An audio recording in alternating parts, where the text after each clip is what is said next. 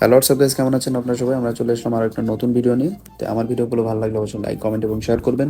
হার্লিনের এই প্রোডাক্টগুলো কারা কারা ইউজ করেন এবং হার্লিনের প্রোডাক্ট ব্যবহার করতে কাদের কাছে ভালো লাগে অবশ্যই কিন্তু কমেন্ট বক্সে জানাবেন। আমি একটা সিরাম এবং একটা সানস্ক্রিন এবং একটা ময়শ্চারাইজার নিয়েছি। এই ভাই আমাকে অনেক প্রোডাক্ট ইউজ করতে সাজেস্ট করে থাকে এবং তার সাথে পরিচয় করিয়ে দিই। ভাই মতামত আমরা নিচ্ছি।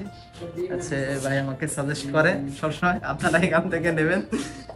ভাই কিন্তু দেখতে অনেক সুন্দর, ঠিক আছে ভাই।